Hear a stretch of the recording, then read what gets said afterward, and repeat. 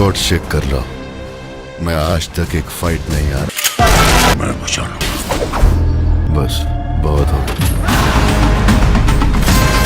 Guys কালকে সিনেমাটা তো হিস্ট্রি ক্রিয়েট করেছে, যেখানে অনেক সিনেমা লাইফ টাইম কালেকশনে তো হয় না, ওখানে কালকে শুধু অ্যাডভান্স বুকিং এ ঝড় তুলেছে। তাছাড়াও বাংলাদেশের তুফান মুভিটাও কিন্তু কারো থেকে কম না। বাট লাস্ট 2 ডে মুভিটার কালেকশনে কিছু ড্রপ দেখা যাচ্ছে। সবকিছুই জানবো, শুধু ভিডিওটার সাথেই থাকুন।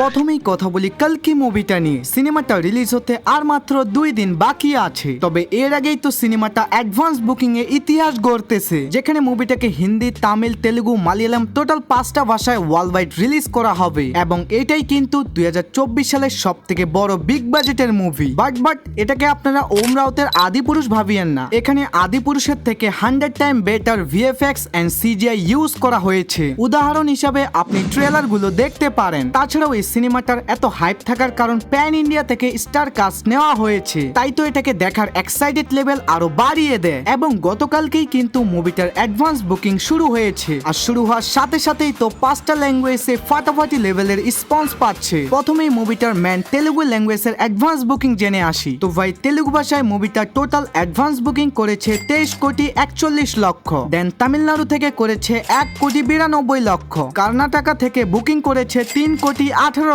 তবে সব থেকে কম কালেকশন করেছে কেরালা থেকে জাস্ট 80 লাখ। বাট এখন ফাইনালি কথা বলি মুভিটার নর্থ ইন্ডিয়া অর্থাৎ হিন্দি ভাষায় কত বুকিং হয়েছে। তার আগে আপনাদেরকে বলি নর্থ ইন্ডিয়ায় মুভিটাকে 3000 স্ক্রিনে রিলিজ করা হবে। আর এখন পর্যন্ত অ্যাডভান্স বুকিং করেছে 5,71,00,000। এবং এর সাথে কালকি মুভিটা প্যান ইন্ডিয়া থেকে টোটাল অ্যাডভান্স বুকিং করেছে 35,02,00,000 রুপি। তবে সিনেমাটা শুধু এখানেই থামেনি, বাইরের দেশে ওভারসিজ থেকেও কালেকশন করেছে 3.78 মিলিয়ন ডলার, যেটা ইন্ডিয়ান কারেন্সিতে দাঁড়ায় 31,52,00,000 রুপি। মানে ভাই কালকি মুভিটা এখন পর্যন্ত টোটাল ওয়ার্ল্ড ওয়াইড থেকে টোটাল অ্যাডভান্স বুকিং করেছে 66,54,00,000 রুপি, যেটা ইন্ডিয়ান সিনেমার মধ্যে একটা হিস্ট্রি বলতে পারেন। বাকি আপনার কি মনে হয় মুভিটা ফার্স্ট ডে কত কোটি রুপি নিয়ে ওপেনিং করবে? অবশ্যই কমেন্ট সেকশনে জানাতে ভুলবেন না।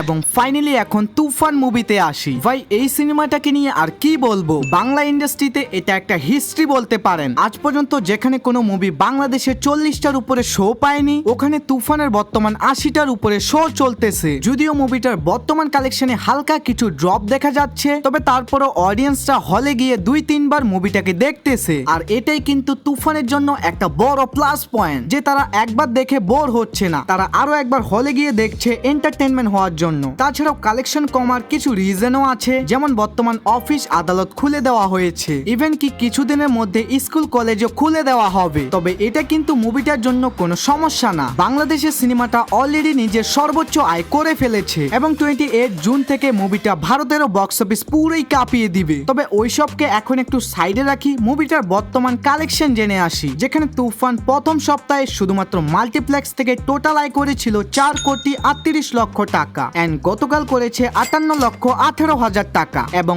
আজকে করতেছে অলমোস্ট 50 লাখের উপরে। তবে এখন জেনে আসি মুভিটার অল বাংলাদেশ থেকে কত আয়। তো ভাই বক্স অফিস ব্লকবাস্টারের রিপোর্ট অনুযায়ী সিনেমাটা আজকে সিঙ্গেল প্লেক্স এন্ড মাল্টিপ্লেক্স থেকে টোটাল আয় করবে 1,30,00,000 টাকা। অর্থাৎ সিনেমাটা বাংলাদেশ থেকে টোটাল আয় করতেছে 23 কোটির উপরে। আবারও বলি এক্স্যাক্টলি সঠিক অ্যামাউন্টটা এর থেকে একটু উপর নিচে থাকতে পারে। বাকি আপনার এই দুইটা মুভির মধ্যে কোন মুভিটা ফেভারিট অবশ্যই কমেন্ট সেকশনে জানাতে ভুলবেন না। আর এইভাবেই ডেলি কালেকশন আপডেট পাওয়ার জন্য এখনই আমাদের চ্যানেলটাকে সাবস্ক্রাইব করে রাখুন। Bye bye, love you all guys.